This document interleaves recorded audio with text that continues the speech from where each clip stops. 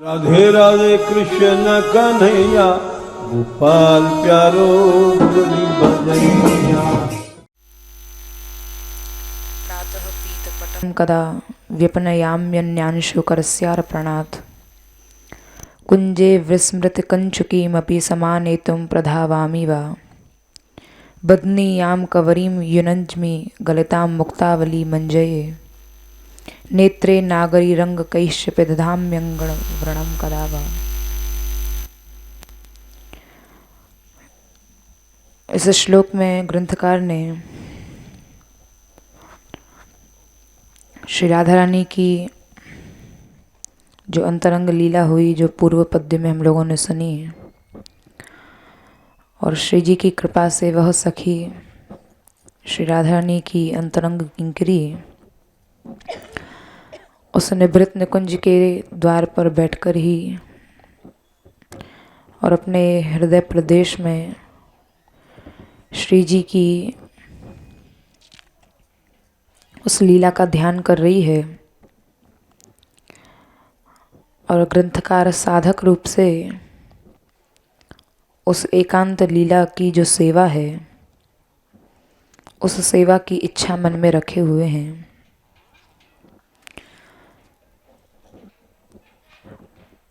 इस श्लोक का बड़ा सुंदर ग्रंथकार का भाव है। साधक और सिद्ध भाव से, साधक भाव से इस लीला में प्रवेश होने की प्रार्थना की है और सिद्ध भाव से सदैव इस लीला में वो हैं। तो हे चतुर श्रोमणी राधे, कभी प्रातः आपने किसी शाम का शीघ्रता में पीतांबर पहना होगा, उसके स्थान पर मैं आपको नीलांबर धारण कराऊंगी और शीघ्रता में जो आप अपनी कंचुकी भूल गई हैं, उस कंचुकी को दौड़कर लाऊंगी। विहार काल में आपका जो जूड़ा ढीला हो गया है, उस ढीले जूड़े को फिर से बांधूंगी, टूटी हुई मोती की माला को परोऊंगी, नेत्रों में छूटा हुआ अंजन लगाकर और आपके श्री नख पर कस्तूरी कुमकुम मलय आदि के द्वारा आपके नख चिन्हों को कब ढकूंगी। ऐसा सौभाग्य कब होगा। यहाँ जो कुछ ध्यान गोचर किया गया था, जो कुछ सखी ने ध्यान किया गया, सखी के द्वारा श्री राधा माधव प्रिया प्रियतम की निभृत निकुंज की लीला, तदनुसार सामने कार्यों के दर्शन द्वारा कारणों को यहाँ ज्ञापन करके एक एक लीला का प्रकाशन किया है। यहाँ पीतपट या पीतांबर का भाव यह है, प्रातः पीतपटम कदा, कि प्रियतम प्रिया जी के अंगों की छवि को इस पीतपट रूपी चिन्ह के रूप में नित्य धारण करते हैं। श्याम सुंदर का प्रेम इस पीतपट से इतना अधिक क्यों है कि श्याम सुंदर इस पीतपट को कभी भी अपने से अलग नहीं करते हैं, क्योंकि यह पीतपट ही बार बार श्री राधा रानी का स्मरण कराता है। श्री राधा रानी की स्वर्णमयी कांति है, गौर कांति है, और यह पीतपट भी स्वर्ण कांति का है। तो श्री राधा रानी के एक एक श्री अंग का यह स्मरण कराता है। तो इसलिए इस पीतपट के प्रति उनका विशेष आसक्त भाव है। इसलिए श्याम सुंदर इस पीतपट को अपने से कभी अलग नहीं करते हैं। और प्रियतम के लिए यह पीतपट कंकण बंधन की तरह है। कंकण बंधन उसको कहते हैं, इस विधि के अनुसार वर और वधू के हाथ में मंत्र के द्वारा सूत्र बांध दिया जाता है, अर्थात एक सुहाग का चिन्ह कह लीजिए। तो श्याम सुंदर भी पीतांबर को कंकण बंधन अर्थात सुहाग चिन्ह की भांति इसको धारण करते हैं और इसी से वे अति प्रिय हैं। यहाँ पर श्याम सुंदर का जो स्मरण किया गया है, इस आवेश की अवस्था में वस्त्रों की अस्त व्यस्तता और शयन आदि का विनिमय सहज ही समझ लेना चाहिए कि प्रिया प्रियतम दोनों एकांत में गए हुए हैं। प्रेम का विशेष आवेश है दोनों युगल के हृदय में, और उस प्रेम के विशेष उत्कृष्ट आवेश की अवस्था में विवशता जब हुई है, तो उस विवशता में श्री राधा रानी के वस्त्र जो हैं वो अस्त व्यस्त हुए हैं, शयन आदि भी हुआ है। और वह शयन कहाँ हुआ? श्री श्याम सुंदर ने अपने पीत पट को ही चादर की भांति उस शयन शैया पर बिछा रखा है, और बड़ी आह्लादजनक है। इसे सहृदय जन ही जान सकते हैं। रात्रि में यह लीला हुई है। श्याम सुंदर ने अपना पीला पट पीतांबर बिछाया हुआ है, श्री जी ने उस पर शयन किया है। और जब प्रातः काल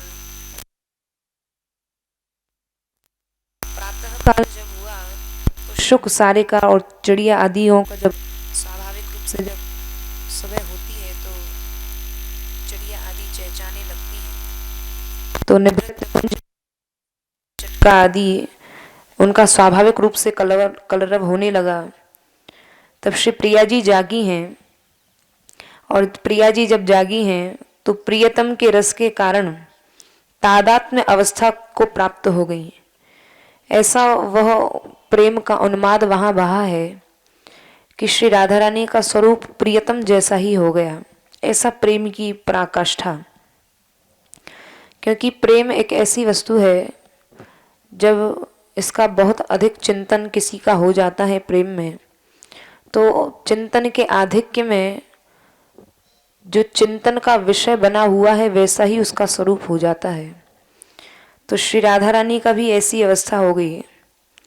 तादात्म्य अवस्था होने की स्थिति में जब श्री राधा रानी बाहर निकल के आई हैं, तो कैसे पता पड़ा कि श्री राधा रानी का वही स्वरूप हो गया? तो सखी ने देखा है कि श्री राधा रानी के श्री अंग पर पीतांबर ही लिपटा हुआ है,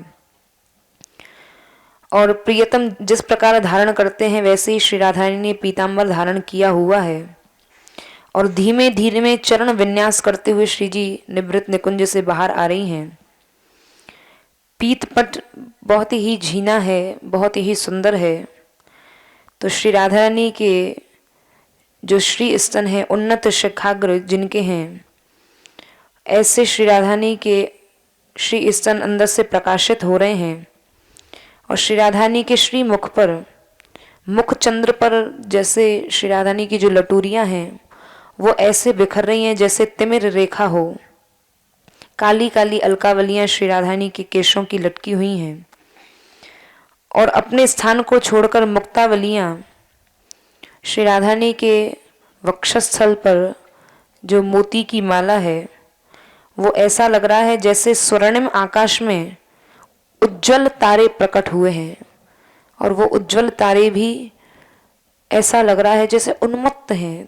तो वो मुक्तावली जो है, वो मोती की माला श्री राधा रानी के श्री वक्षस्थल पर ऐसी प्रतीत हो रही है जैसे स्वर्ण के आकाश में अनेकानेक उन्मत्त तारे प्रकट हो गए हैं, और वो उन्मत्त तारे मूर्छित से हो रहे हैं। ऐसी वह मुक्तावली की शोभा बनी हुई है। और वह मुक्तावली तारावली की तरह विशेष लग रही है, चमत्कृत हो रही है। प्रिय के अधर रूपी याचक का परिपोषण करने वाली ऐसी श्री राधा रानी है, जो अपने प्रियतम के सुख का सदैव ध्यान रखती हैं। और प्रियतम सदैव श्री राधा रानी के सुख का ध्यान रखते हैं। तो कैसा श्री राधा रानी का स्वरूप है कि जो प्रियतम याचक हैं, किसके याचक हैं? श्री राधा रानी के अधर रस के, उसका पोषण करने वाली श्री राधा हैं। ऐसी उदार हैं, ऐसी उनकी दान वीरता है। और श्री राधा रानी रात्रि में यह लीला हुई है, तो अंजन शून्य हो गए हैं नेत्र, तो भी सुंदर हैं, ऐसे नेत्र हैं। थोड़ा सा कहीं अंजन लगा हुआ है, कहीं हट गया है, फिर भी श्री जी के नेत्र बड़े सुंदर लग रहे हैं। कामुक कांत को जिसने ऐसे झूमने की स्थिति में, जिनको ध्यान नहीं रहा है, श्याम सुंदर श्री राधारानी के स्वरूप को देखकर झूमने लगे, उनको अपना भी भान नहीं रहा है, ऐसी श्री राधारानी का दिव्य श्री उस अंग का वर्णन किया गया है जिसका एक जिह्वा एक रसना वर्णन नहीं कर सकती। श्री राधारानी के कटी में मेखला है और जिनका ऐसे सुख को प्राप्त कराती हुई रस से उन्मत्त, श्री जी का स्वरूप रस से उन्मत्त की स्थिति है, जैसे रस ही रस साक्षात प्रकट हो गया है। और कैसे प्रकट हुआ है? पूर्ण चंद्र की भांति पूर्ण चंद्र प्रकट हुआ है। अब उस पूर्ण चंद्र से कौन पोषित हो रहा है? तो यहाँ ग्रंथकार कह रहे हैं कि यहाँ यह पूर्ण चंद्र पूर्ण रस से प्रकट हुआ है और इसकी अमृत वर्षा हो रही है। और इस अमृत वर्षा को हम जो तृषित हैं, जो प्यासी सखियां हैं, प्यासी चकोरियां हैं, ऐसी उस छवि से श्री राधारानी हम प्यासी चकोरियों को पोषित कर रही हैं। उनकी छवि, उनका रूप, उनका लावण्य, उनकी वाणी, उनका स्वरूप ही हम चकोरियों को तृप्त कर रहा है। तो ऐसी मुझ जैसी प्रिय दासी की अत्यंत प्रेमास्पद है श्री राधारानी, ऐसी श्री राधा प्रकट हुई हैं। तो यहाँ प्रथम चरण में, पद्य में जो पीतपट कहा है, इसका टीकाकार भाव देते हैं, प्रातः पीतपटम व कदा व्यापन न्याम्य न्यांशु करस्यार्पणात्। यहाँ पीतपट का हटाना, श्री जी जब पीतपट पहन के बाहर आई हैं तो यहाँ अब पीतपट तो श्याम सुंदर को देना पड़ेगा, तो उसको सखी ने हटाया भी है, लेकिन कैसे हटाया है? यहाँ पर पीतपट का हटाना सक्ष भाव से, जो सखी है वो बड़ी मुखर है, बड़ी वाक्पटु है। अब श्री राधारानी अभी अभी सो के आई हैं और कैसे उनसे मैं कहूँ कि आप इस पीतपट को उतारिए। तो सखी के मुख से व्यंग सहित उपहास और उससे होने वाले संकोच के कारण पीतपट को हटाने का कोई भी कारण नहीं है, लेकिन यह फिर भी सखी कहती है क्योंकि बड़ी वाक्पटु है। क्योंकि सखियों के लिए तो जो श्री राधारानी की लीला है, उस प्रकार का विलास विशेष रूप से अभीष्ट है। इसी विलास को तो सखियां देखना चाहती हैं, इसी विलास के लिए तो सखियां सदैव प्रतीक्षित रहती हैं, श्री राधारानी की अंतरंग सखियां। तो इस पीतपट को क्यों हटाया? क्योंकि यहाँ पर वह सखी कह रही है, श्री राधारानी की जो अंतरंग सखी है, विशेष कृपा पात्र सखी है, कि मैं सखी उस समय प्रियतम के पीतांबर की शोभा से, आनंद का उद्दीपन होने से स्तंभित मन की साक्षिता और उस पीतांबर को दूर करने को सहन नहीं कर सकती। मैं नहीं चाहती कि श्याम सुंदर का यह पीतांबर मैं श्री राधारानी के श्रीअंग से हटाऊं। यह पीतांबर तो मुझे अत्यंत आनंद दे रहा है और वह पीतांबर श्री राधारानी के श्री अंग पर लिपटा हुआ है, तो मुझे श्री राधारानी को देखकर तो श्री राधारानी की स्मृति हो रही है और उस पीतांबर को देखकर प्रियतम की अनुभूति हो रही है, प्रियतम का स्मरण हो रहा है। तो मुझे तो इस स्वरूप में दोनों युगल तत्व का ही दर्शन हो रहा है।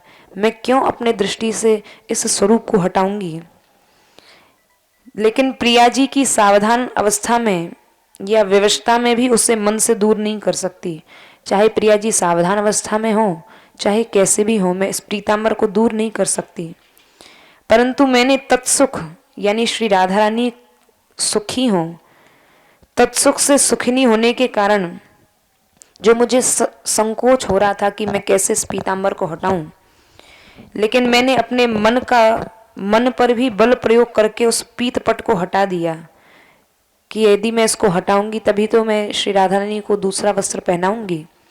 तो श्री राधारानी का सुख देखते हुए अपने मन को जबरदस्ती उस पीतपट को हटाने के लिए मजबूर किया और अन्य वस्त्र को अर्पण करके, इस पद में अन्य का अर्थ है कुसुम्बी आदि, श्री राधारानी को ये जितने वस्त्र हैं रंग में रंगे हुए अन्य रंगान वस्त्र, यहाँ पर ऐसे वस्त्रों का निर्देशन नहीं किया गया है, लेकिन इनको भाव से समझ लेना चाहिए कि श्री राधा रानी का वह पीत पट हटाया और बहुत रेशमी वस्त्र उस सखी ने श्री जी को पहनाया है। लेकिन यहाँ जो पीताम्बर की शोभा हो रही है उसमें बाधा डालने की कठोरता से मन उदासीन है कि भले ही मैं जो भी वस्त्र पहना दूं, लेकिन पीताम्बर से श्री जी की जो शोभा हो रही है वह अन्यत्र और किसी वस्त्र से नहीं हो सकती है। तो उसमें बाधा डालने की कठोरता से मन उदासीन है कि मैं ऐसा नहीं करना चाहती, लेकिन फिर भी करना पड़ रहा है मुझे, इसलिए मेरा मन उदासीन है। ऐसे वस्त्र के अर्पण से स्वामिनी के प्रति गौरव या आदर भाव से समर्पण करना सूचित होता है। और बाद में जब स्वामिनी ने उस वस्त्र का अनुमोदन कर दिया, जब श्री जी ने अनुमति दे दी कि नहीं नहीं, तुम इस पीताम्बर को हटा के मुझे दूसरा वस्त्र तुम जो भी पहनाना चाहती हो पहना दो, तब मैंने वस्त्र स्वामिनी को पहना दिया। और यहाँ पर प्रियतम के श्री विग्रह से यहाँ उल्टा हो गया। श्री राधा रानी तो क्योंकि निकुंज रस में प्रेम का ऐसा अधिक उन्माद हो गया कि श्री जी पीताम्बर पहन के आ गई और उधर श्याम सुंदर ने नीलांबर पहन लिया, यह भान ही नहीं रहा। तो अब श्री राधा रानी के श्री अंग से जब पीताम्बर उतारा है तो प्रियतम के श्री विग्रह से नीलांबर को लेकर आई है वह सखी। और तब पता पड़ा कि श्री राधा रानी पीताम्बर पहन के आ गई और उधर श्याम सुंदर नीलांबर पहन के चले गए थे। तो जिस समय सखी ने श्री राधा रानी के श्री अंग से पीताम्बर हटाया है, तब आवरणहीन श्री स्तनों के दर्शन से मैं कह उठी, अरे प्रिया जी, आपकी कंचुकी कहाँ है? तो वहाँ रस के इतने प्रेमावेश में श्री राधा रानी को यह भी भान नहीं रहा कि कंचुकी अंदर ही रह गई है।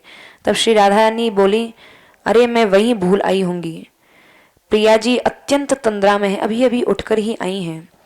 और जैसे अभी अभी कोई तुरंत का कोई उठा हो तो बड़े आलस्य से में रहता है, आधा जगा सा होता है और आधा नहीं भी जगा होता है। तो ऐसी तंद्रा अवस्था है श्री जी की।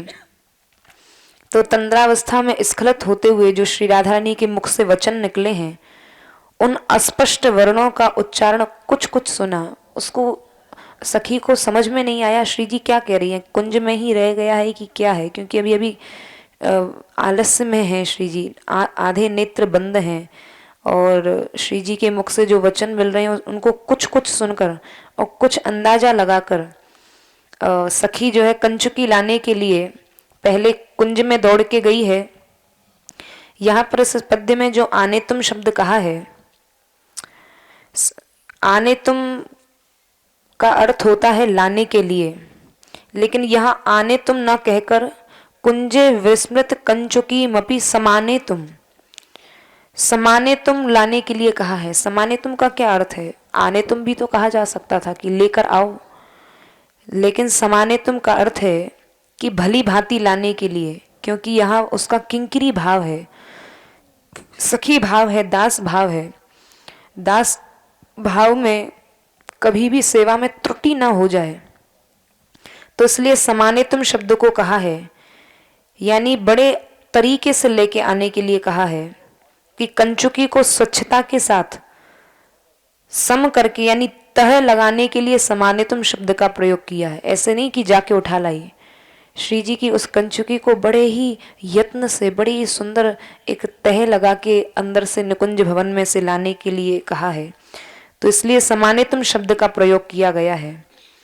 और इसी प्रकार धावामी, दौड़कर जाती हूँ, ऐसा न कहकर प्रधावामी कहा है।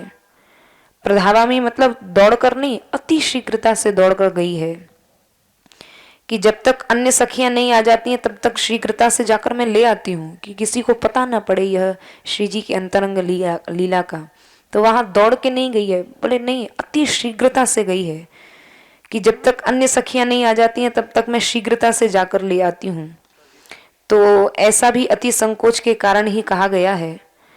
अब वहां पर कंचुकी का भूलना और आवरण भंग पूर्वक रसदान करने से अपनी जो प्रिया हैं श्री राधा रानी, तो इससे कंचुकी के भूलने से तो यह ज्ञात होता है कि आवरण भंग पूर्वक रसदान श्री राधा रानी ने श्याम सुंदर को किया है। और यहाँ पर अपि या भी कहने से पीतांबर हटाकर अन्य वस्त्र के समर्पण या दौड़कर कंचुकी का आनयन आदि कार्यों में भेजने के साथ, क्योंकि श्री राधा रानी के श्री अंग पर पीतांबर है और उसको हटाकर अन्य वस्त्र सखी ने दिया है और कंचुकी को वह सखी लेकर आई है। अभी श्री राधा रानी की ऐसी स्थिति है कि अभी अभी सोकर आई हैं, तो रस की तंद्रा है, वो नींद कोई ऐसी वैसी नहीं है, वो बड़ी रसमयी तंद्रा में है, बड़ी रस भरी नींद में है।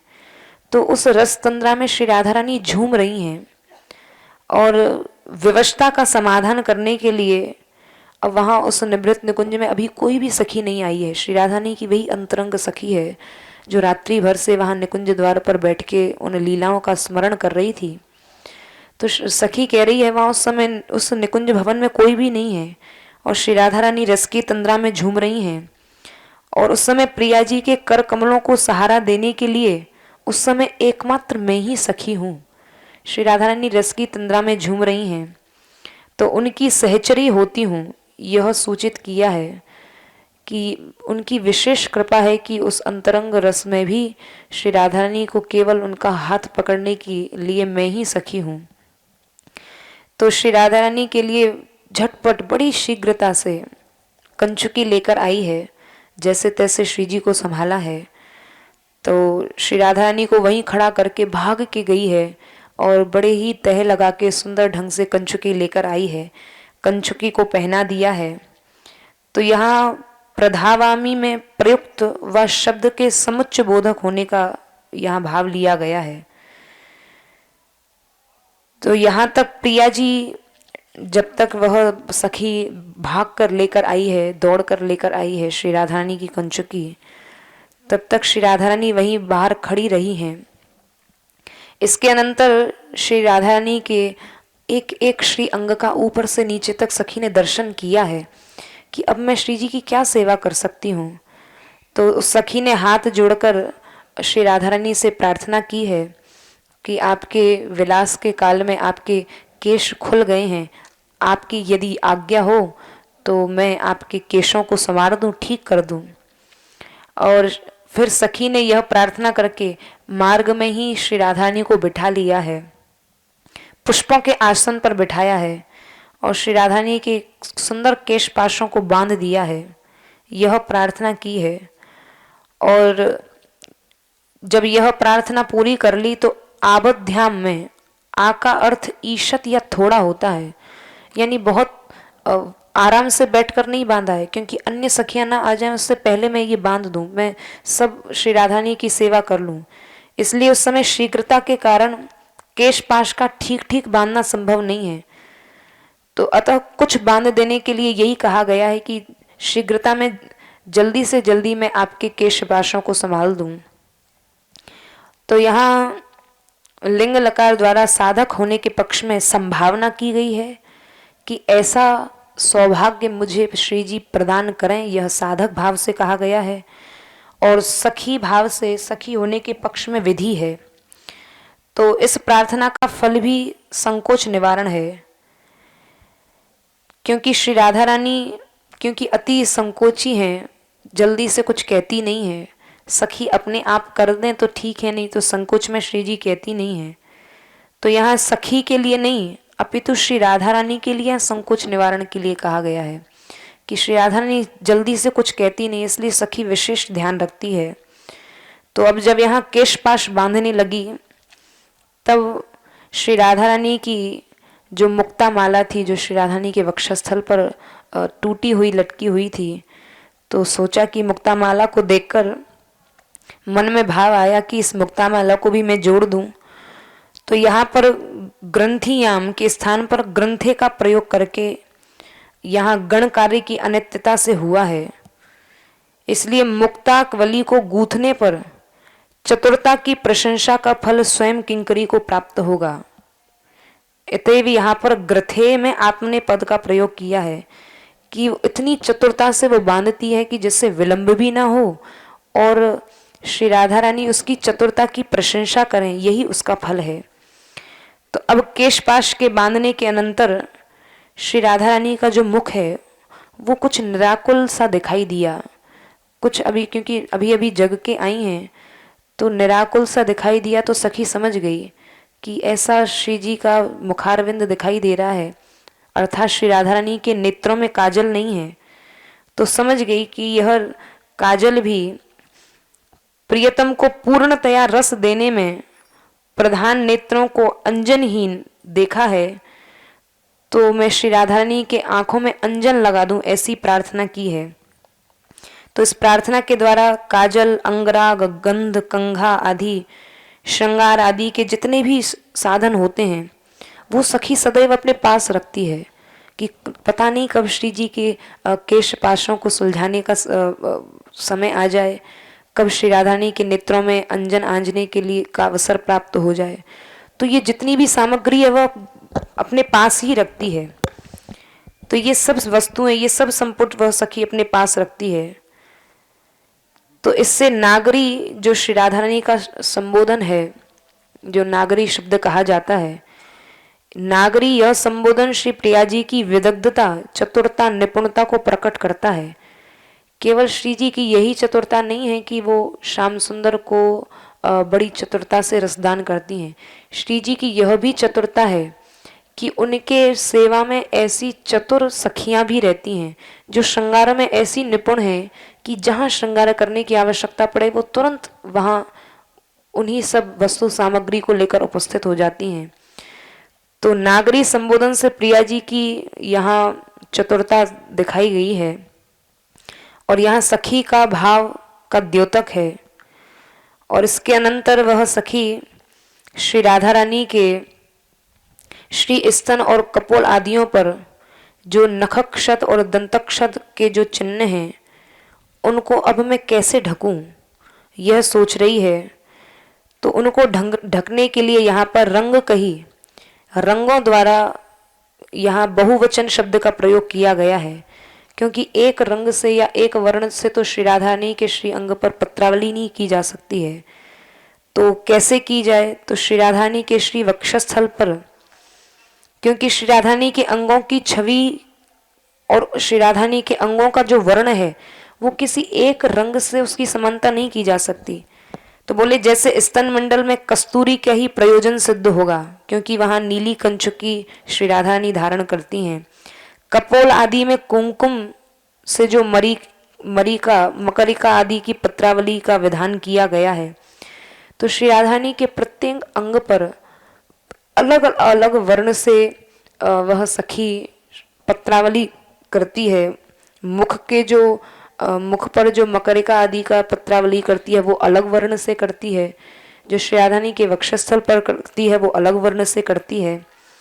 तो इस प्रकार श्री राधा रानी श्री प्रिया जी के वैसे प्रकाशमान वर्ण की समानता से मिल जाने के कारण रंगों की अनिर्वचनीयता ज्ञात होती है कि वो कैसे वर्ण हैं, क्योंकि श्री राधा रानी के श्री अंग यानी उनके वर्ण का वर्णन नहीं किया जा सकता। तो जिस वर्ण से श्री राधा रानी के श्री अंग पर वह पत्रावली करती है उन वर्णों का कैसे वर्णन किया जा सकता है।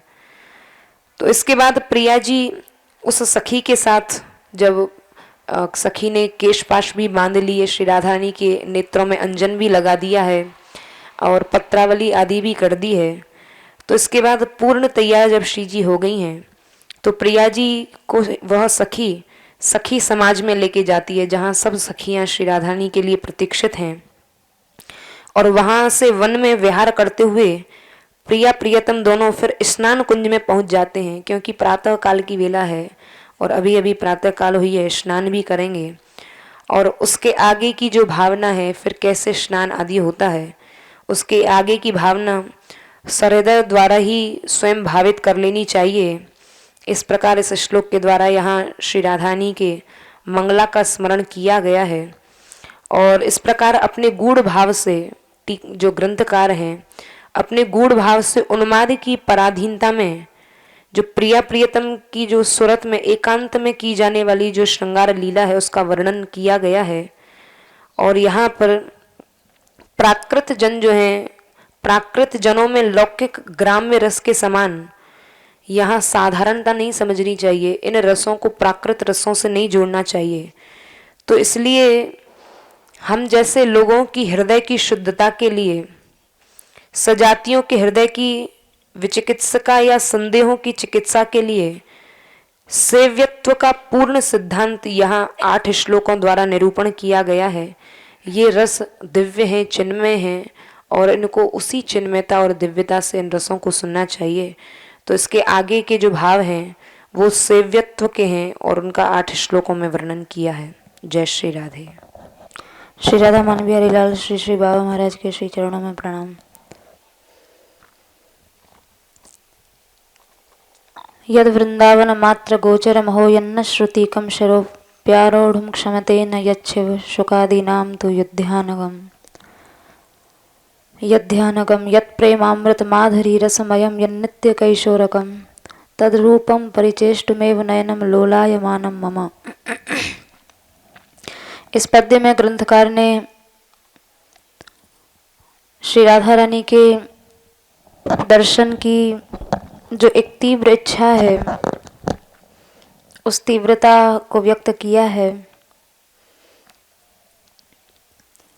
और जैसा कि पूर्व में कहा गया है कि ग्रंथकार का जो सेव्य तत्व है, जो इष्ट तत्व है, उस तत्व का पूर्ण सिद्धांत आगे आने वाले 8 श्लोकों में क्रमशः निरूपण करते हैं।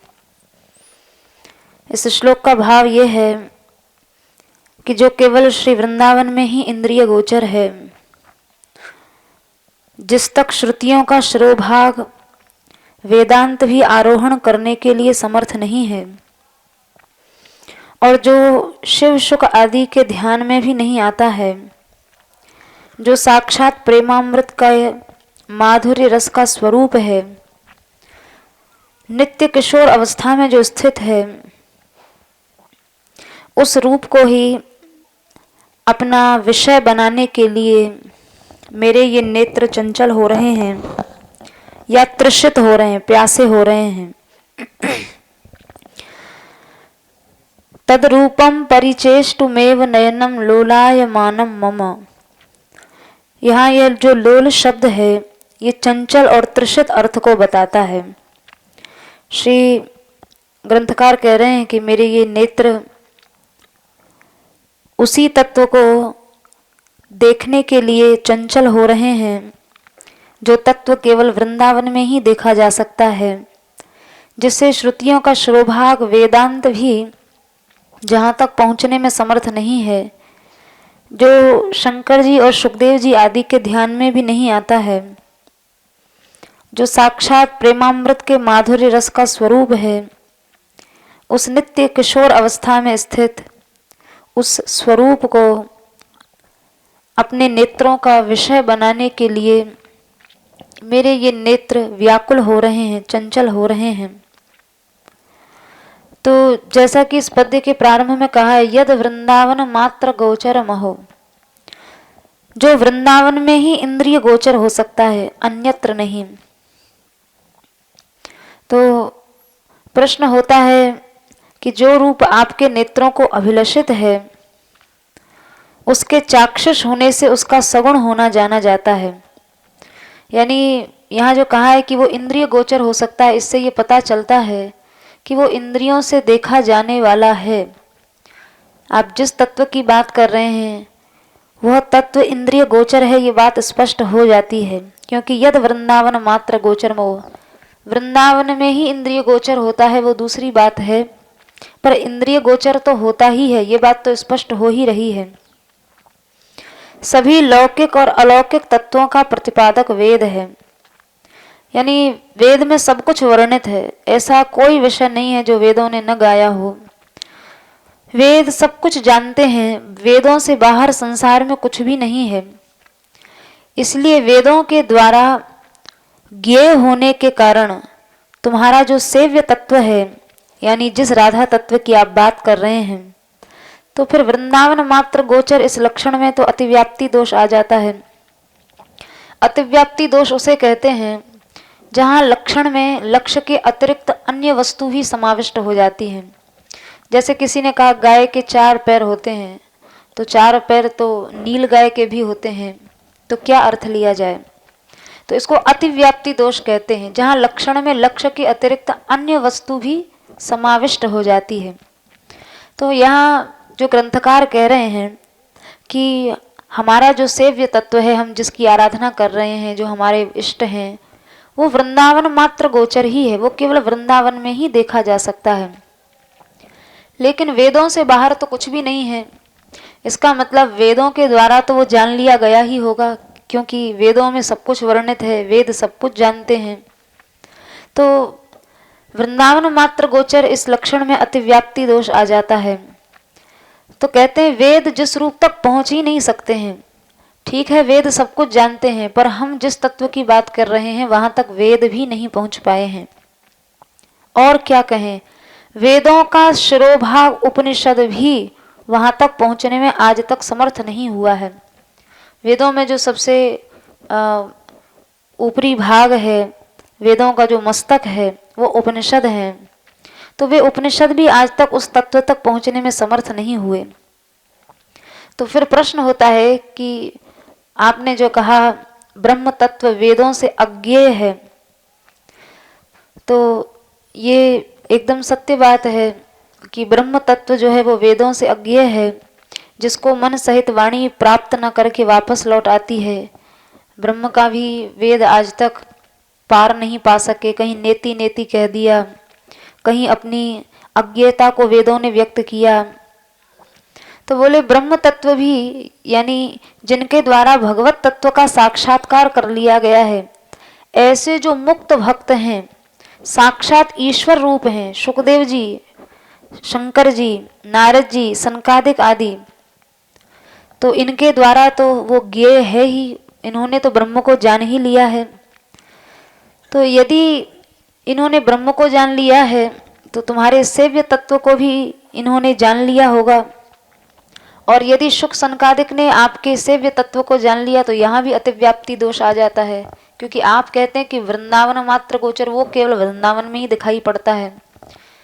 तो वेदों ने जान लिया, क्योंकि वेद सब कुछ जानते हैं, और सुखदेव जी, सनकादिक आदि जिन्होंने साक्षात ब्रह्म का साक्षात्कार कर लिया है, यदि उन्होंने भी उस तत्व को जान लिया होगा, तो फिर तो अतिव्याप्ति दोष आ जाएगा। तो टीकाकार कहते हैं नहीं नहीं, हमारे जो सेव्य हैं वो शुक और सनकादिक के ध्यान में भी नहीं आते। न वेद वहां तक पहुंच पाते हैं, न वेदों का मस्तक उपनिषद वहां तक पहुंच पाता है, और न ब्रह्म का साक्षात्कार करने वाले सुखदेव जी और सनकादिक भी वहां तक नहीं पहुंच पाए हैं। तो ये तो बड़ी विचित्र बात हो गई। जैसा कि वर्णन मिलता है, सन्नास्ति असन्नास्ति तत्परमपि नास्ति। ये तो बड़ी विचित्र बात है कि वो सत भी नहीं है, असत भी नहीं है, और सद सत से परे भी नहीं है। तो वो है कौन सी वस्तु, किसकी बात आप कर रहे हैं? तो ग्रंथकार कहते हैं यत प्रेमामृत माधुरी रसमयम। हम जिसकी बात कर रहे हैं, न वो सत है न वो असत है, और वो सत असत से परे भी नहीं है। तो वो है क्या? तो ग्रंथकार कह रहे हैं हमारा जो सेव्य तत्व है वो प्रेमामृत माधुर्य रस से अभिन्न है, यानी प्रेमामृत के माधुर्य रस ही उसका स्वरूप है।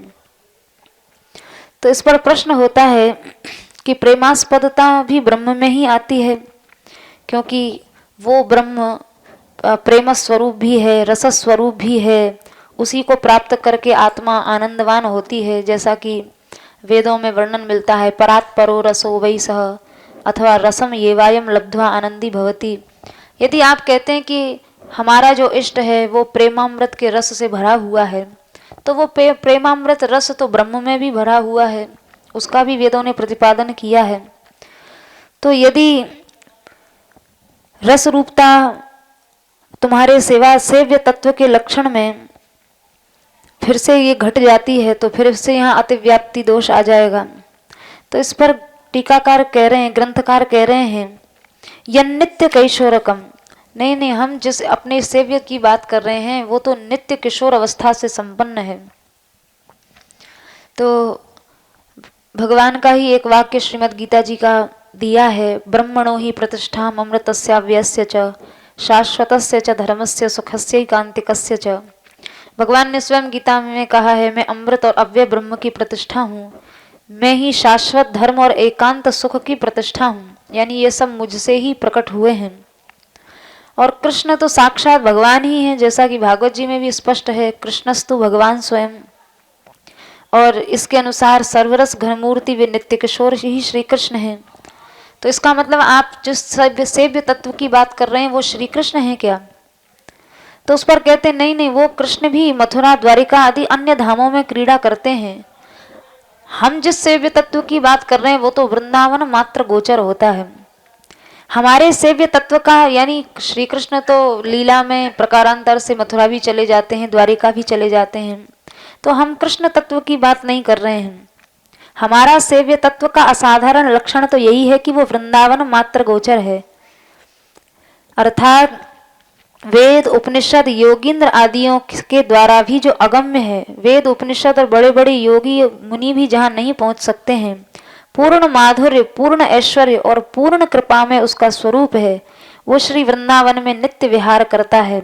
वो कौन सा तत्व है? तो कहते हैं वह श्री राधा तत्व ही हमारा सेव्य तत्व है। तो ये इस पद्य का निष्कर्ष निकलता है कि श्री ठाकुर जी से भी आगे जो उत्कर्ष वाला तत्व है वो श्री राधा तत्व है। और वो राधा तत्व कहाँ विराजता है? वृंदावन मात्र गोचर, वो केवल श्री वृंदावन में, इस श्री ब्रजभूमि में ही है। तो ऐसा जो विशेष तत्व है, रहस्यमय तत्व है, वो जिस भूमि में विराजता है, जो भूमि उस तत्व का आधार स्थल है, वो भूमि भी साधारण नहीं हो सकती है। तो यहाँ टीकाकार कहते हैं कि श्री राधा तत्व तो हमारा सेव्य है ही, यानी राधा रानी तो हमारी इष्ट है ही। वो राधा रानी जिस भूमि में विराजती हैं वो वृंदावन भी हमारे लिए राधा रानी की भांति ही सेव्य है, यानी वृंदावन भी हमारा इष्ट है।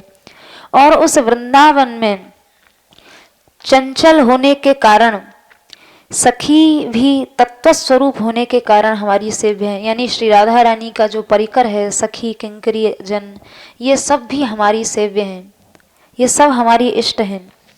तो वृंदावन मात्र गोचर कहने से तात्पर्य है कि वृंदावन में ही और वृंदावन वासियों के द्वारा ही ये गोचर होता है, यानी जो ब्रज में निवास कर रहे हैं, इस भूमि का आश्रय लिए यहाँ पड़े हुए हैं, इन्हीं को ये राधा नामक जो तत्व है जो इंद्रिय गोचर होता है, इनको दिखाई देता है। अथवा यहाँ रहने वाले लोग ही, वृंदावन ही यहाँ रहने वाले लोगों के स्वरूप को, और वृंदावन ही उस राधा नामक तत्व को, इस स्वरूप को जानता है। जैसा कि श्री ग्रंथकार ने अग्रिम एक पद्य में कहा है,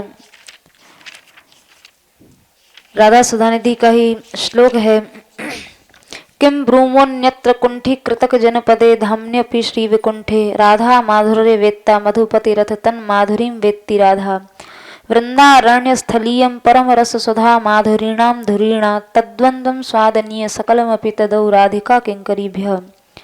वैकुंठ धाम भी इस ब्रज भूमि के प्रभाव से कुंठित हो गया है, क्योंकि राधा रानी के माधुर्य को मधुपति कृष्ण जानते हैं और श्री कृष्ण के माधुर्य रस को राधा रानी जानती हैं। परंतु रसामृत माधुर्य में सबसे अग्रणीय तो ये वृंदावन की भूमि है, जो युगल रसराज राधा माधव दोनों के ही रस को अच्छी तरह से जानती है। और ये वृंदावन भूमि ही किंकरियों को भी राधा माधव का रस प्रदान करती है, यानी राधा रानी कृष्ण रस जानती हैं और श्री कृष्ण राधा रस जानते हैं।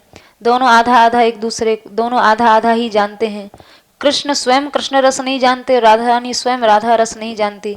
राधा रस को भली भांति कृष्ण ने जाना है, कृष्ण रस को भली भांति राधा रानी ने जाना है, पर इन दोनों के ही रस को वृंदावन की भूमि ने अच्छी तरह से जान लिया है। इसलिए इस भूमि का जो आश्रय लेते हैं सखी जन किंकरी जन भी रास पंचाध्यायी में जैसा कि वर्णन आया है, इस रज रानी का आश्रय लेने से ही श्री राधा माधव युगल सरकार जो रास रमण के काल में अंतर्हित हो गए थे, अंतर्धान हो गए थे, गायब हो गए थे, तब इस रज रानी के आश्रय से ही इन गोपी जनों को, सखी जनों को राधा माधव युगल रस की प्राप्ति हुई थी। तो इसलिए यहाँ टीकाकार कह रहे हैं कि वृंदावन ही उसके स्वरूप को जानता है, यानी राधा रस, राधा जो तत्व है उसको श्री वृंदावन धाम ही जानता है। पुराणों में भी जैसी चर्चा है, राधा वृंदावने वने, वृंदावन नामक वन में ही राधा है और वृंदावनेश्वरी राधा राधैवाराध्यते मया। वृंदावन की अधीश्वरी है, महारानी है श्री राधा रानी, और वे श्री कृष्ण के द्वारा नित्य आराधित होती रहती हैं, यानी श्री श्याम सुंदर उनकी नित्य आराधना किया करते हैं। तो इन सब वाक्यों से पता चलता है कि वृंदावन में श्री राधा रानी स्थायी रूप से निवास करती हैं, यानी नित्य निवास करती हैं, निरंतर निवास करती हैं। इसी एक देश में स्थित प्रेमास्पद श्री कृष्ण की भी वे आराध्या हैं। तो मात्र शब्द का ये तात्पर्य है कि वृंदावन मात्र गोचर जो शब्द कहा है, इसको कहकर ग्रंथकार साधकों को वृंदावन की ओर, ब्रजभूमि की ओर आकर्षित कर रहे हैं कि अन्यत्र और लोकों में और धामों में, तीर्थों में ढूंढने से कुछ नहीं मिलेगा। अगर कुछ चाहिए तो इसी रजरानी का आश्रय ले लो। जैसा मैं कहता हूँ वैसा तत्व तो यहाँ वृंदावन में ही है, अन्यत्र कहीं नहीं है। मेरे इस वाक्य पर विश्वास कर लो और हे साधकों, हे आश्रित जनों, यहीं निवास करो। श्री वृंदावन के सेवन से ही उनका स्वरूप का सन्निधान मिलेगा, वो स्वरूप कभी ध्यान में आ जाएगा, वह स्वरूप की समीपता, उसका सामीप्य प्राप्त होगा, वह साक्षात आपके सामने भी प्रकट हो जाएगा। तो यहाँ वेदों का अगोचर या विषय न होना कहने का एक और भी प्रयोजन है। यहाँ जो ये बात कही है कि वो राधा तत्व वेदों से अगोचर है, वेद वहां तक नहीं पहुंच पाए, तो प्रश्न होता है कि वृंदावन में वेद रूपा गोपियां भी तो आई हैं, जिनकी समाज की चूड़ामणि राधा रानी को कहा है कि वेद रूपा गोपियों के समाज की चूड़ामणि श्री जी हैं। तो राधा रानी फिर वेदों से अज्ञे कैसे हुई? फिर आप कैसे कह सकते हैं कि वेद राधा रानी को नहीं जान पाए? तो इसका ही समाधान देते हैं टीकाकार, कहते हैं कि उन वेद रूपा गोपियों ने भी राधा नामक तत्व को तभी पाया जब राधा रानी की चरण धूलि को अपने मस्तक पर धारण कर लिया। जब तक उन ऋचा रूपा गोपियों ने भी श्री जी का दास्य नहीं स्वीकार किया, तब तक तो राधा तत्व उनके लिए भी अज्ञेय ही था, यानी राधा तत्व को वेद रूपा गोपियां भी तब तक नहीं जान पाई थी। तो यदि गोपी भाव से उनको जाना जा सकता है, तो फिर आप ये क्यों कहते हैं कि शिव सनकादिक नहीं जान पाए? शिव जी ने तो गोपी रूप धारण भी किया था। तो फिर आप ये कैसे कह सकते हैं कि शिव सनकादिक के ध्यान में भी राधा तत्व नहीं आता है? तो टीकाकार कहते हैं कि शिवजी को शिवजी के रूप से तो नहीं मिले ना, सनकादिक को सनकादिक के रूप से तो राधा तत्व नहीं मिला ना, उनको जब भी मिला वो सखी भाव से ही मिला है। तो वहाँ शिव सनकादिक तो नाम का ही निरसन हो जाता है, फिर वो शिव नहीं रहे, फिर वो सनकादिक नहीं रहे, फिर तो वो श्री जी की जैसे अन्य सखियां हैं, दासियां हैं, ऐसे ही वो भी श्री जी की सखी और दासी बन गए। तो शुक रूप में तो वो दुर्ज्ञेय ही रहा वो तत्व, शंकर जी के रूप में तो वो तत्व दुर्ज्ञेय ही रहा, उसको कोई जान नहीं सका। केवल वेद और उपनिषदों को ढूंढने से प्राप्त होने वाले ज्ञान से आप श्री राधा रूप को नहीं जान सकोगे। अर्थात कहने का तात्पर्य यह है कि वेद उपनिषद बहुत तरह का ज्ञान तो देते हैं, पर ऐसा ज्ञान नहीं दे सकते जिस ज्ञान से आप राधा तत्व को जान सको। वह ज्ञान वेद और उपनिषद भी नहीं दे सकते हैं। तो शिव और शुक आदि के अनुभव से उस ऐश्वर्य में महान दर्शन की सिद्धि मिल जाने पर भी श्री राधा तत्व को नहीं जान सकोगे। यानी कोई शिव और सनकादिक की कोटि का ज्ञानी भी हो जाए तो भी कोई राधा तत्व को जान नहीं सकता। कोई वेद और उपनिषद का अपने अंदर आत्मसात ही क्यों ना कर ले, आत्मसात क्या, जब यहाँ कह रहे हैं वेद और उपनिषद साक्षात रूप से उनको स्वयं ही नहीं पा सकते, तो उन वेद उपनिषदों का आश्रय लेने वाले बेचारे लोग क्या जान पाएंगे। तो एक और बात भी है कि शिव शुक आदि की अंतर्दृष्टि होने के कारण उन्हें सर्वत्र अनावृत तत्व में ही संभाव रहता है। शिव जी हैं, सुखदेव जी हैं, ये सब जो हैं ये शांत भाव के उपासक हैं। ये संसार में समभाव से रहते हैं, समत्व भाव से रहते हैं। इनका अनावृत तत्व में ही संभाव रहता है। ये ज्ञान मार्ग की उपासक हैं, लेकिन प्रस्तुत वस्तु में उनकी पूर्ण ममता का अभाव देखा जाता है। यानी जो ज्यादा ज्ञानी हो जाते हैं फिर उनके अंदर ममता नहीं रहती, वो समता की स्थिति में चले जाते हैं। तो यहाँ टीकाकार कहते हैं शुक आदि समत्व के महात्मा हैं, पर यहाँ तो श्री जी में ममत्व चाहिए, यहाँ समता से काम नहीं बनेगा, यहाँ तो ममता चाहिए। अपने इष्ट में, अपने आराध्य में ममता करनी पड़ेगी, मेरापन करना पड़ेगा। इसलिए सब ओर से अलग होकर केवल वृंदावन में ही परिच्छिन्न प्रेम माधुर्य रस में नित्य किशोर गौर मूर्ति से जब प्रेम करोगे तभी उस रूप को प्राप्त कर पाओगे। बाकी उस गौर मूर्ति की प्राप्ति न ज्ञान से हो सकती है, न कर्म से, न तप से, न योग से, और न श्रुति आदि से ही हो सकती है। उसकी प्राप्ति केवल रस मार्ग की उपासना से, प्रेम से और माधुर्य से ही उसको प्राप्त किया जा सकता है। इसलिए ग्रंथकार ने कहा यत प्रेमामृत माधुरी रसमयम।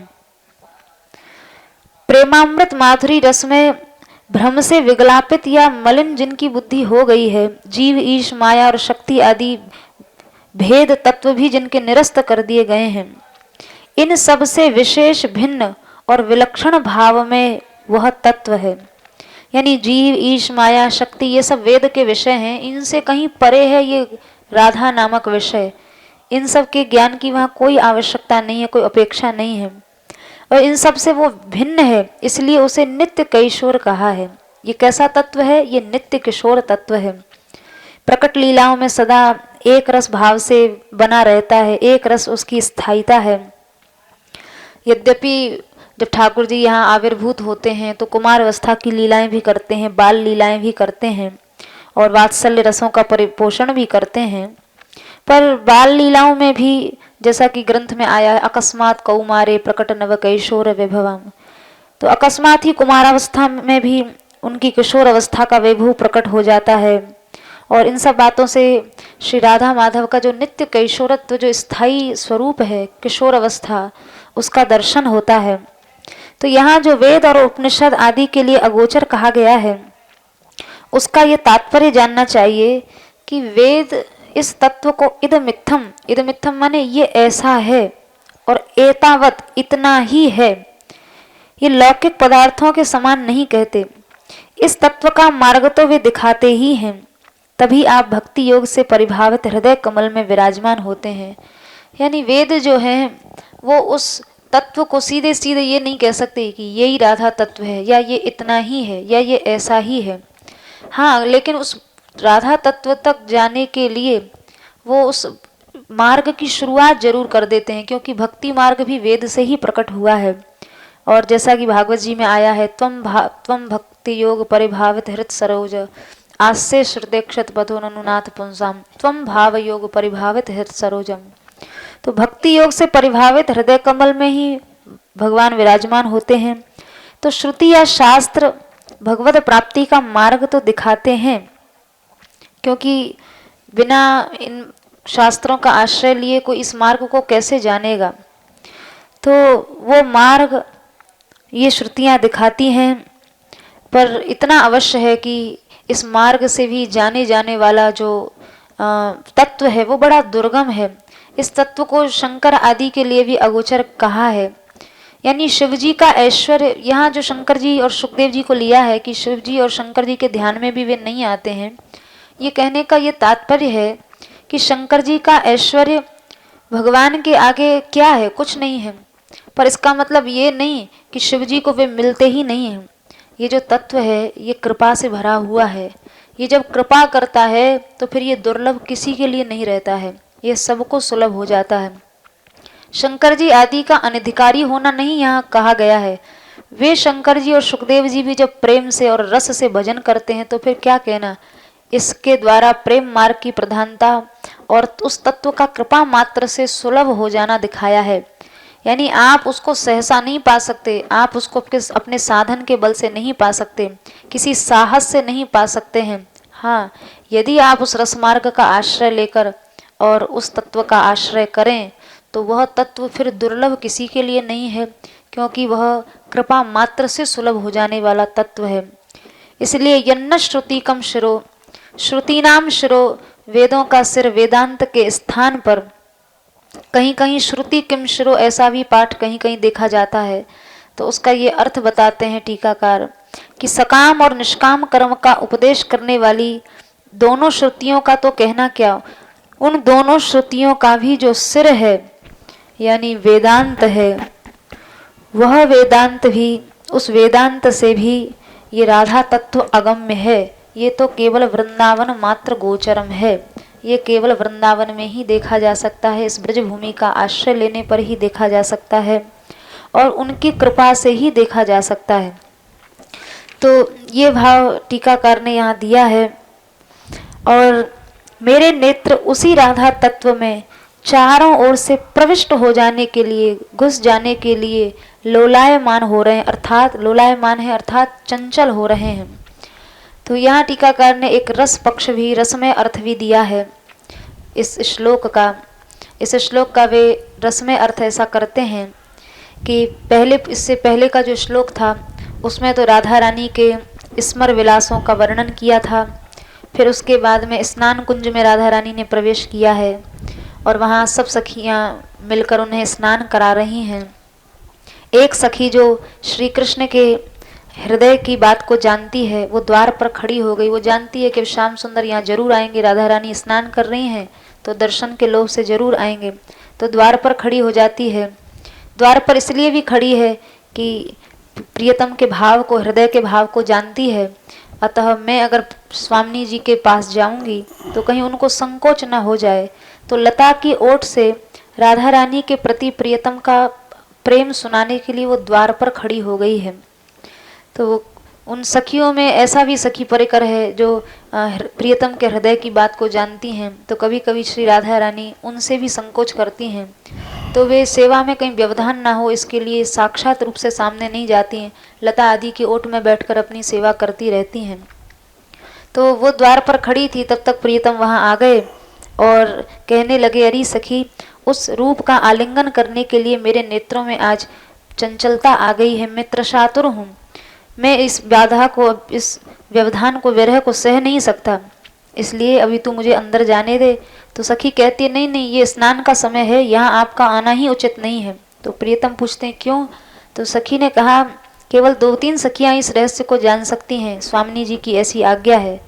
तो श्याम सुंदर तर्क देते हैं कि तुम कहती हो वहाँ सेवा में 2-3 सखी हैं, पर वहाँ तो कुंज भी हैं, तरु भी हैं, लता भी हैं, पुष्प भी हैं, भ्रमर भी हैं, जल भी है, चंदन भी है, स्थल भी है, ये सब भी तो दिव्य वस्तुएं हैं, ये कोई जड़ थोड़ी ही हैं। और तुम कहती हो कि केवल 2-3 सखियां ही सेवा में हैं, तो जब इतने लोग वहाँ उपस्थित हो सकते हैं तो फिर मेरे लिए क्यों श्री जी संकोच कर रही हैं?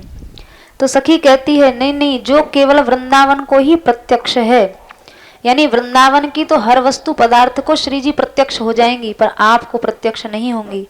यद वृंदावन मात्र गोचर महो यन्न श्रुति कम शिरो प्यारोढ़ क्षमते न यच्छिव शुकादी नाम यध्यानगम। वृंदावन के तो तरु लता पत्र पुष्प भ्रमर जल चंदन स्थल को भी श्री जी अपना सब एकांत रस दे देंगी, पर आप नायक हैं, इसलिए आप वहां नहीं जा सकते हैं, आपको वो रस अभी प्रत्यक्ष नहीं हो सकता है।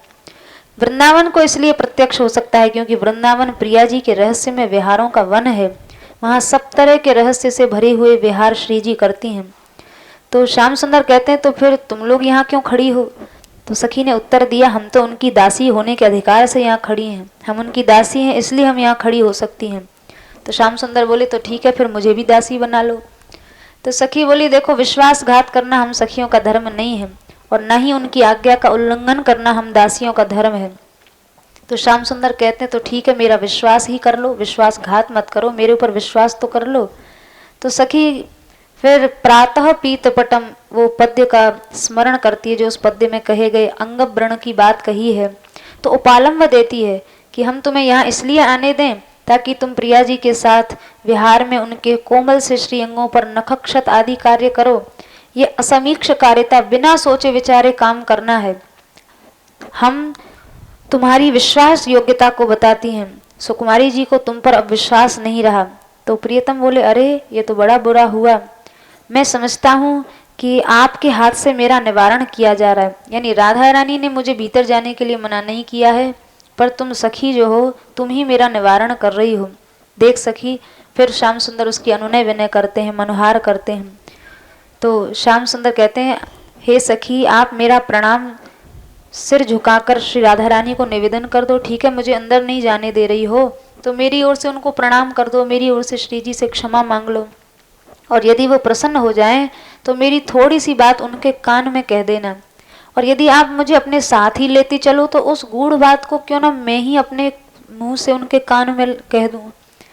तो मेरे द्वारा प्रसन्न कर ली गई, जब मेरे द्वारा श्री राधा रानी प्रसन्न हो जाएंगी ना तो वे कभी लीला में तुम्हारे ऊपर भी क्रोध नहीं करेंगी। तो सखी को बड़ी हंसी आ गई, यानी अब श्री जी को हमारे माध्यम से तुम मनाते थे, अब कहते हो कि तुम ऐसा मना लोगे कि श्री जी हमारे ऊपर भी रोष नहीं करेंगी। तो श्याम सुंदर तब सखी ने हंसकर कहा कि इस समय मेरे द्वारा या साक्षात स्वयं जाकर सिर से प्रणाम करना भी कठिन है, यानी तुम वहां जा ही नहीं सकते हो, फिर उनके कान तक तुम्हारे मुंह का पहुंचना तो संभव ही कैसे है। तो श्याम सुंदर बोले, अहो मंगल में सुखद और मनोहर वचन बोलने में ऐसा है, न तुम जाके कह रही हो न मुझे जाने दे रही हो। तो ऐसा करो, यहाँ इस निकुंज में जो शुक सारिकाएं हैं ना, इनसे ही कह दो कि वे मेरा संदेश राधा रानी को बता दें। तो सखी बोली, वो तो राधा रानी के प्रत्येक अंग की रूप छटा को देखने में स्तब्ध हो गए हैं। शुक सारिका, वो तो राधा रानी को देखने में इतने मग्न हैं, ध्यानस्थ हैं कि अब वो कुछ बोलने लायक है ही नहीं। और तुम्हारे जैसे असंयमी निरंकुश व्यक्ति की स्थिति तो वहां हो ही कैसे सकती है, तुम्हारा तो कोई अपने ऊपर संयम ही नहीं है। तब प्रियतम ने कहा, यत प्रेमामृत माधुरी रसमयम, अहो प्रेमामृत के माधुर्य रस से परिपूर्ण रूप में ये कठिनता और नीरसता कैसे संभव हो सकती है। मेरे लिए तो उनके जितने भी कार्य हैं वो सुख के लिए ही हैं, इसलिए मेरा अपराध क्षमा हो जाना चाहिए। तब सखी ने सच्ची बात कह दी, यह नित्य कैशोरकम, जो रूप नित्य किशोरता से संपन्न है, किशोर अवस्था के कारण ही भोलेपन का स्वभाव है, उसमें लज्जा अधिक है, उसमें प्रतिकूलता नित्य स्थायी है। न जाने आपकी चंचलता से कब वो प्रणय को धारण कर लें, इसलिए उन नव विवाहित सुकुमारी के इशारे को जानते हुए आपको यहीं रहना चाहिए, मैं आपको भीतर नहीं जाने दूंगी। सखी ने चतुरता से उनके विनोद के लिए विलंब कर दिया, यानी सखी ने बातों के जाल में श्याम सुंदर को इतना फंसा लिया, न तो भीतर जाने दिया न कुछ संदेश लेके स्वयं गई, और इतनी देर में वहाँ स्नान कुंज में राधा रानी का स्नान संपन्न हो गया, श्री जी का स्नान हो गया। और सखी ने चतुरता पूर्वक वहाँ वाद और विनोद करते हुए जानबूझ के विलंब कर दिया कि ठीक है, इनको तो बातों के जाल में हम ही फंसा लेंगी। और यहाँ सखी जन में ये मानसिक कठोरता नहीं है, बल्कि ये विनोद है। ये श्री कृष्ण के प्रति सखियाँ विनोद कर रही हैं, विनोद भी करती हैं और अपना कार्य भी संपन्न कर लेती हैं। और श्री जी का स्नान इस तरह से हो जाता है। और जिस दर्शन के लिए नेत्र व्याकुल हो रहे हैं, ग्रंथकार ने जो कहा है, तो यहाँ टीकाकार कहते हैं, उस अद्भुत रूप के दर्शन के लिए चंचल नेत्रों वाले आपके पास ऐसा क्या साधन है। वो सखी पूछती है श्री कृष्ण से, आपके पास ऐसा क्या साधन है कि आप कहते हैं मेरे नेत्र चंचल हो रहे हैं श्री जी को देखने के लिए। तो आपके पास ऐसा कौन सा साधन है जिस साधन के बल पर आपको आपकी मनोरथ की सिद्धि हो सकती है। तो आगे ग्रंथकार कहते हैं कि वो साधन तो केवल किंकरी भाव ही है, दासी भाव ही है। यदि राधा रानी का दास से भाव स्वीकार कर लिया जाए तो उनकी कृपा से सब कुछ सुलभ हो सकता है। अन्यथा वेद आदि शुक सनकादि आदि भी अपने उस स्वरूप से सुखदेव जी के रूप में, शंकर जी के रूप में, और वेद और वेदों का शिरोभाग उपनिषद के लिए भी ये राधा नामक जो परम सेव्य तत्व है ये अज्ञेय ही है, यानी अगम्य ही है। जय श्री राधे। जय श्री राधे। ये बातें तो आपने सुनी, लोग वेद और रस्मार की बातें। एक बात हम आखिर बताते हैं, ब्रजवासी लोग हम जब आए यहाँ तो कहते थे सबका गुरु ब्राह्मण, ब्राह्मण का गुरु सन्यासी और सन्यासी का गुरु चपरासी। हमने क्या अर्थ है भाई? अरे चपरासी डंडा लेके दिखाता है तो उसका ब्राह्मण गुरु है। तो ये गांव की बात नहीं है, ये शास्त्र की बात है। ये पुराणों में लिखा है, वो तो लिखा ही है। और पुराणों में भी लिखा है कि जब द्वारका गए तो ब्रजवासी भी गए और वहाँ स्नान करने के लिए श्री जी जब बैठी तो वहाँ द्वारका के सब बड़े बड़े सिपाही पहरेदार आ गए और उनको लठ मार मार करके ब्रजवासियों ने भगा दिया। ये उसमें लिखा है, पुराण में देख लेना। और उन्होंने कहा ये कौन है? ये ब्रजवासी है भाई, इनसे कुछ मत बोलो, ये लठ मारेंगे। तो जब रक्षक द्वारका के सिपाही भाग भूग गए और लठ के मारे सब चुप हो गए। तो ये सबसे पुराण, लठ पुराण सबसे ऊंचा होता है। वैसे ये शास्त्र का प्रमाण है, पढ़ लेना द्वारका खंड में कि लठ के मारे सब द्वारका के सिपाही भाग भूग गए और ब्रजवासियों का लठ पूजा। वैसे यहाँ भी है, न ब्राह्मण है न वेद है। अब यहाँ की बात सुना दें। यहाँ जो अर्थ किया इन्होंने कि श्री जी स्नान कर रही थी और ठाकुर जी गए तो उनको सखियों ने घुसने नहीं दिया। इस पर विट्ठलनाथ जी का एक पद है, देखे माई हरजीव नंगम नंगा। अरे हमने यहाँ नंगा देखा कृष्ण को और उसका सूरदास ने वर्णन किया। तो ये ब्रजवासियों का पुराण सबसे अलग है, लोग वेद से परे है। और इसीलिए सबका गुरु ब्राह्मण गुरु चपरासी है, सन्यासी गुरु चपरासी। हाँ हाँ, तो ये लठ जो है ये ग्राम, इसमें भागवत में लिखा है ग्राम्य समम ग्रामवदी शिचेष्ट। यहाँ भगवान गंवारों में आके गंवार बन गया। यही है ब्रजलीला, यही ब्रज में दिखाया उन्होंने कि बहुत द्वारका की गए, सब लठ मार मार के भजा दिए और वहाँ के ब्रजवासियों ने। और यही यहाँ पर है, वल्लभ कुल में चलता है। तो जितनी भी बातें हैं मर्यादा की, ये सब टूट जाती हैं। शिव सुख को नहीं मिलता है, वही शंकर आते हैं और वहीं भिक्षा मांगते हैं यशोदा मैया के सामने। और मैया गारी थे, ए मोड़ा। और महादेव जी कहते हैं सुनो सुनो भाई चुप रहो, ये जो कुछ ब्रजवासी कहते हैं सब सही है।